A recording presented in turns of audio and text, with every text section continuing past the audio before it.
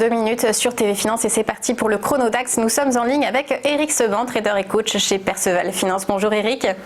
Bonjour. Alors moins 4,17% hier sur le DAX, on s'est arrêté à 11 460 points. Quel est le prochain support? Est-ce qu'il y en a un déjà? Déjà, il ne faudrait pas qu'on casse en effet 11 500 parce qu'on a réussi quand même à le préserver en clôture. C'est le niveau de vendredi 6 mars. Je ne sais pas si vous vous souvenez, le lundi, on a ouvert en gap de 3,3 à peu près. Donc c'était déjà...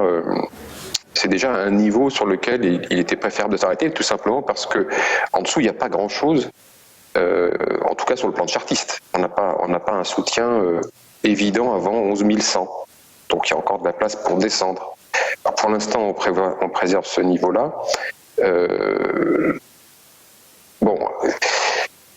Je ne sais pas si vous vous souvenez, je vous disais que 11 200 c'était un niveau clé. Il ne fallait pas le casser et sous peine de descendre relativement plus bas. En tout cas, c'est ce qui invalidait, sur le plan de chartiste toujours, les interventions d'achat sur repli.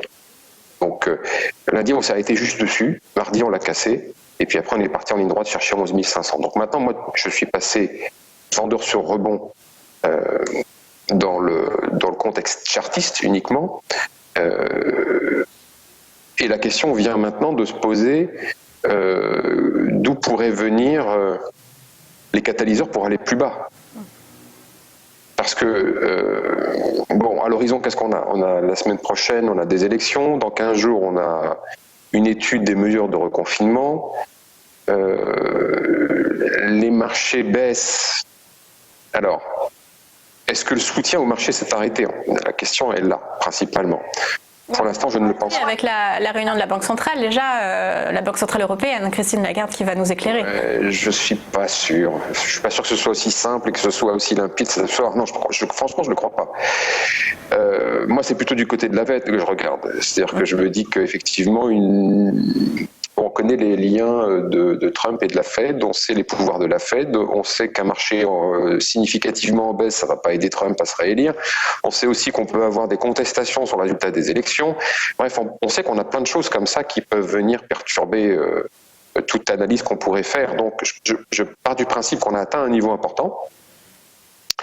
Je pars du principe qu'à moyen terme, de toute façon, le soutien au marché ne peut pas s'arrêter, au marché, à l'économie, mais enfin, vous avez compris ce que je veux dire, c'est la même chose. Même si les deux sont décorrélés, c'est là où va l'argent. Et donc, par conséquent, je ne vois pas, en fait, à l'horizon, mon scénario principal, ce n'est pas celui d'un gros décrochage. Je ne pense pas qu'on va vraiment décrocher. Je pense plutôt que, compte tenu de cette incertitude que l'on va avoir là pour les prochaines 10 jours, 15 jours, le marché devrait rester dans la zone relativement, errer dans la zone de façon relativement latérale. Alors, j'ai prévu plusieurs scénarios possibles, évidemment. Les points de rebond sur lesquels on pourrait se placer vente à découvert, il y en a un paquet, vous les voyez sur le graphique. Je pense qu'on peut aller les chercher à la faveur de diverses nouvelles, à la faveur également d'une spéculation qui ferait le pari qu'on va rebondir pour des raisons qui sont les leurs, d'ailleurs peu importe, parce que tout peut s'entendre aujourd'hui finalement, et donc par conséquent des points de short qui sont assez intéressants pour pouvoir travailler justement dans le sens qui, selon moi, continue de dominer. Mais disons que si je privilégie en intraday des interventions de vente sur rebond, je n'ai pas comme scénario principal qu'on va aller s'effondrer sous 11 500 sans un catalyseur important. Donc en tout cas, à moyen terme, je fais l'impasse. Et donc, pour l'instant, changement de sens, attitude en intraday, alors donc bien sûr la vente sur rebond plutôt que l'achat sur les replis, mais toujours prudent, toujours mobile, toujours peu chargé. Et puis, comme cette baisse qu'on vient d'avoir est relativement importante quand même, elle a sans doute des impacts.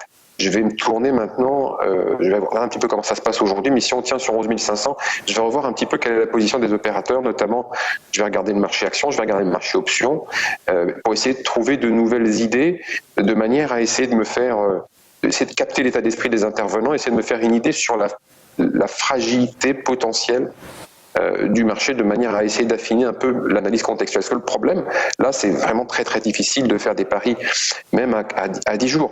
Moi, je table avec les informations que j'ai, la lecture des graphiques. Le graphique, ça parle, mais ça reste relativement scolaire. Tout le monde sait lire un graphique. Enfin bon, presque. Mais l'idée, c'est surtout de se poser la question de savoir qui est dans les ennuis, s'il y a du monde dans les ennuis, est-ce qu'ils sont nombreux, à partir de quel prix. C'est la difficulté. Et donc là, on va avoir certainement des informations à analyser du côté des options et regarder également quel va être le comportement des intervenants sur les actions, parce que alors, il n'est pas idiot de penser que sur ce niveau relativement important, on pourrait avoir quelques achats qui se feraient parce que c'est un repli un peu important et qu'on n'imagine pas que les marchés vont être lâchés, que les banques centrales, les politiques vont tout d'un coup dire non, voilà, on arrête de balancer de l'argent, débrouillez-vous, quoi. Non, c'est tout le discours en tout cas contraire qu'a tenu Macron hier. Voilà, on est là, on va faire ce qu'il faut, donc je pense qu'il en sera de même un peu partout. Donc certains peuvent se faire effectivement une opinion d'un rebond et essayer de jouer la même chose qu'avant. Alors attention, parce qu'évidemment, ça va peut-être pas se reproduire exactement de la même façon. Les raisons sont différentes, l'environnement est différent. Donc c'est la raison pour laquelle je préfère être prudent. Et pour le moment, mon curseur c'est 12 200, 12 300. Voilà, cette zone-là, tant qu'on est en dessous, je préfère rester dans une optique de vente sur rebond. Si on la repasse, je réévaluerai, il faudra voir comment. Mais pour le moment, en tout cas, je reste baissier intraday et c'est comme ça que je vais travailler. Merci beaucoup, Éric Seban. Je rappelle que vous êtes trader et coach chez Perceval Finance.